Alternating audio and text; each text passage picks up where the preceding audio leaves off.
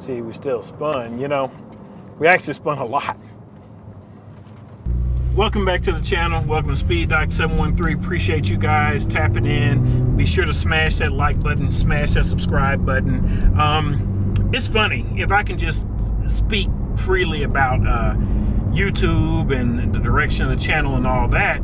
You know, YouTube is really, I used to do these videos with Dr. X, thinking about really chasing the dollars in a sense.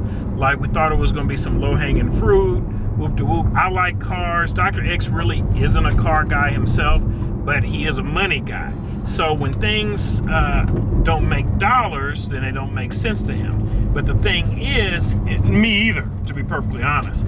But the reality of it is, cars and airplanes are my passion, right? So by taking out the pressure to try to make videos and get content to you guys for the dollars, this is actually way more enjoyable.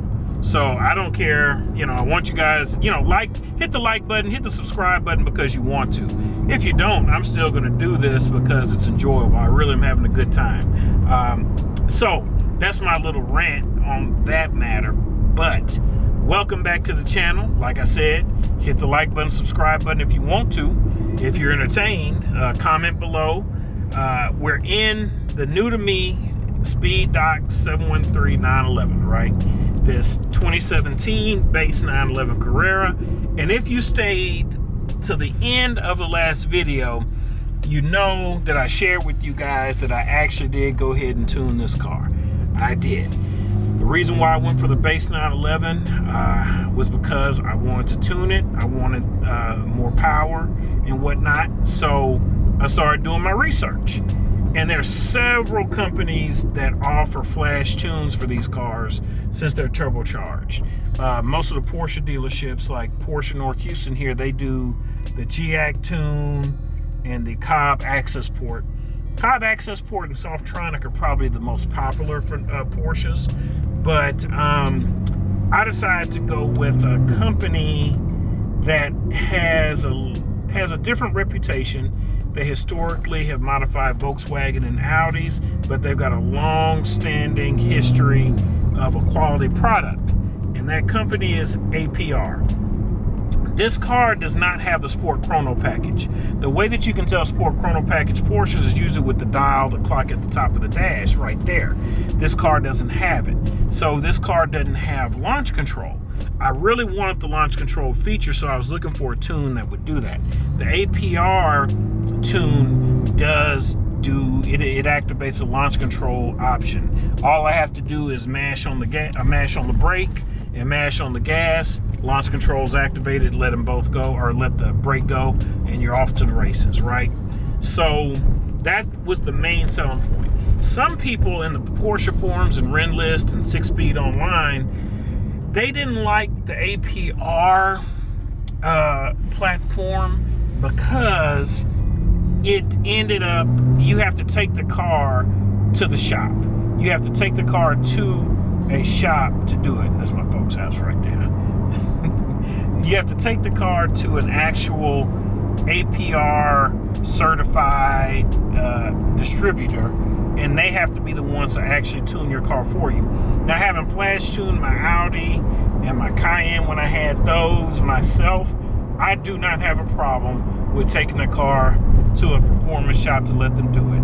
I didn't mess them up, but there's always that fear. You do not want to brick your ECU. That turns into a very long, expensive day. So, went to E1 Performance, E1 Motorsports here in Houston. Went in there and they had a bunch of dope artillery in there. I mean, R8s and Lambos and a few 911 turbos. And so went to them, located in the Heights. I'll put the link in the description below. Great guys, they know their stuff. And this car stock on the boost gauge was hitting at maybe 9 PSI. After the tune, it was going up to 15 PSI. And the power difference is it's enormous. You know, advertised, they say on 93 octane, this car gets between 485 horsepower and 510 horsepower at the crank. It feels every bit of that. This car, I've driven 488 Ferrari. This car feels about 90% of a Ferrari 488 in terms of speed and acceleration. It was actually shocking. I wasn't expecting that big of a performance increase out of this car.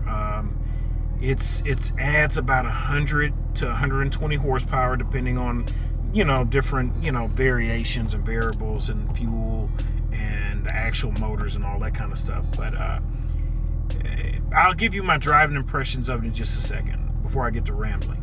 Some of the other benefits, and I haven't even looked at all the options that this car has. Like supposedly with the APR tune, you can switch the maps by hitting one of these switches, or if you program in a certain algorithm, you can switch between several different maps.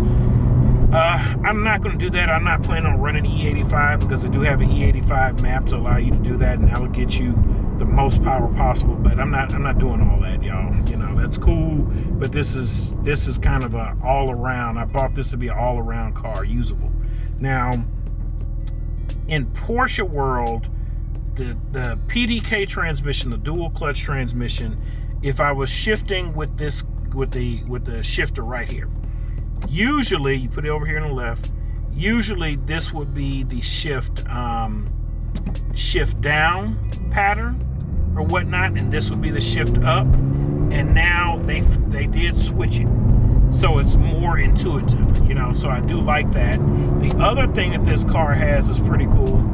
With my paddles here, if I pull them both together at the same time, it'll disconnect both the clutches and I'll be in neutral. So like that, and then it has a,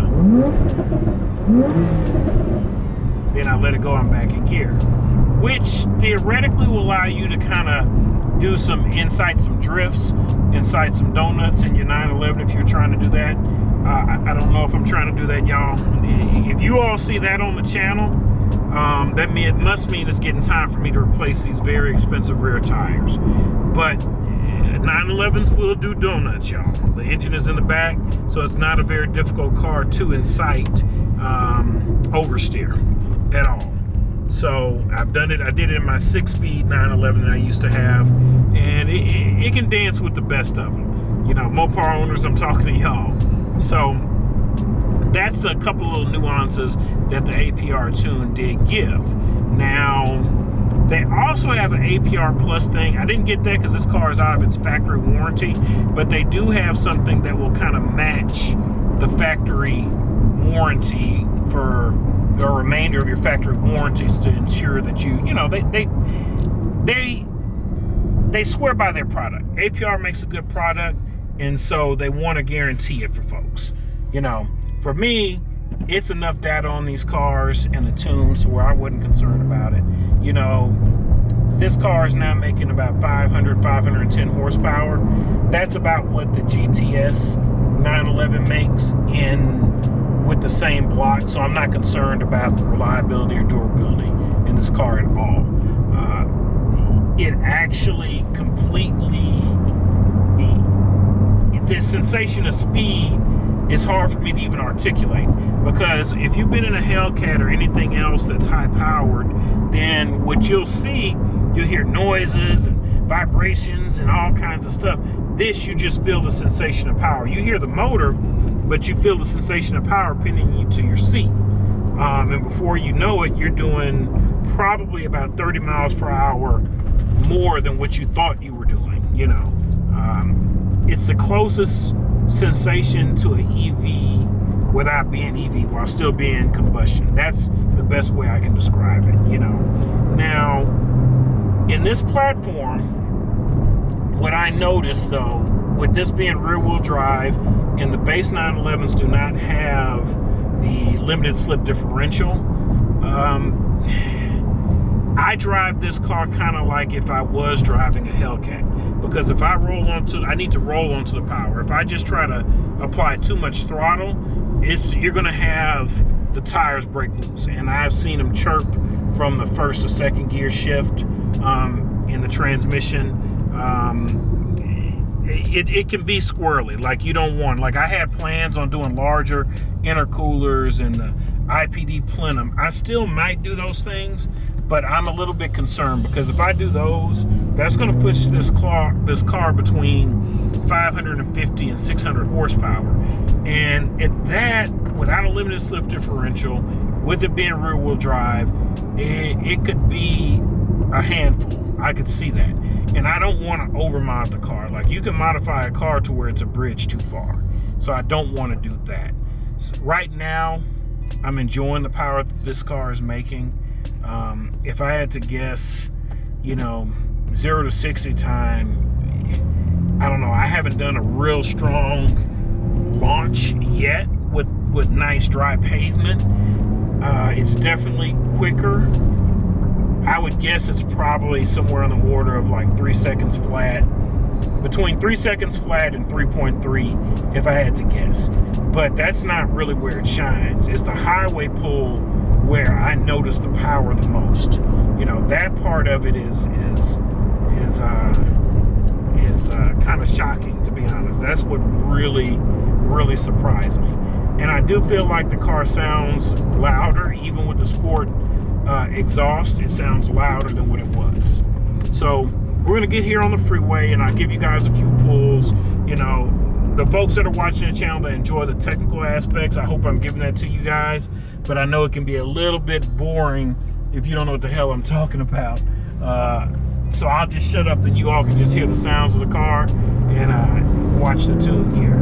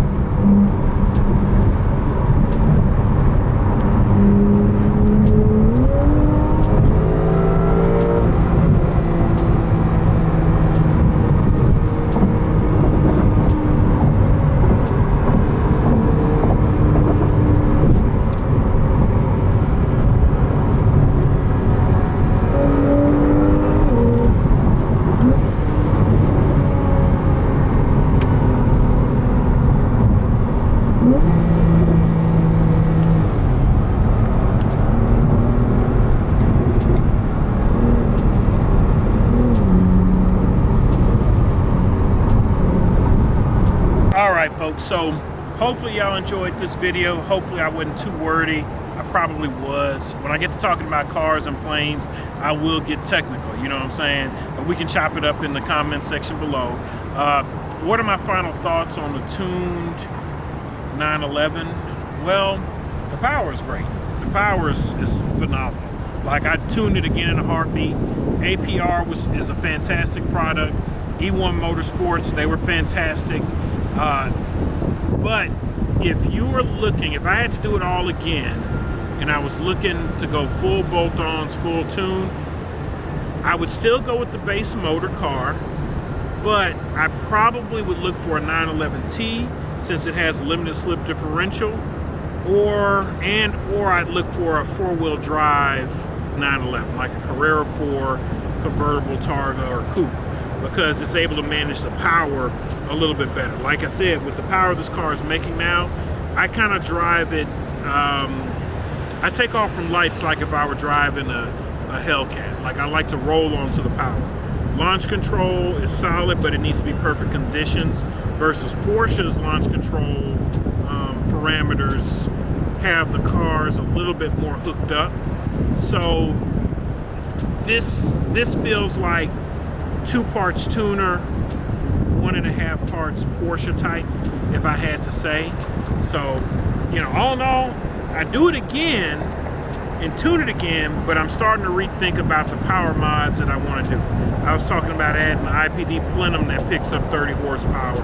I was talking about going with enlarged intercoolers and all that kind of stuff. But after I do all that, you're talking about a car that's knocking on 600 horsepower and weighs about 1,000 pounds less than a Hellcat.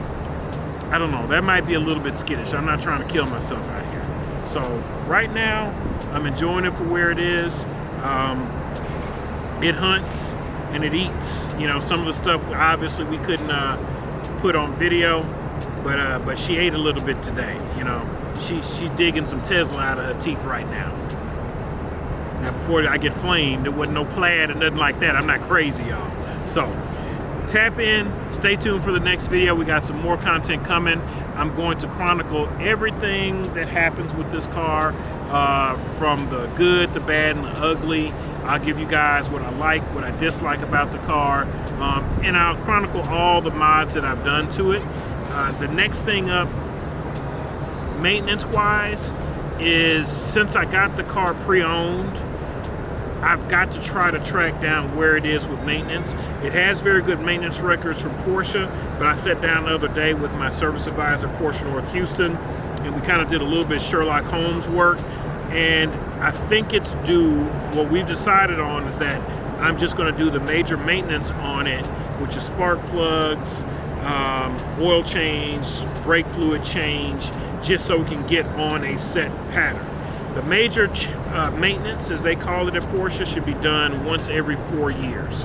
And the car is driving fine, but the inspection now light is starting to come on, which means that it's time for one of the services. So I think that'll be a good place to start. How much is that from Porsche? That is about a $2,600 bill, but the bulk of that is for Porsche labor. I could probably get that whole job done for $1,100, honestly, elsewhere. So we'll see, you know, we'll see. But stay tuned, hit that like button, smash that subscribe button, man, and peace.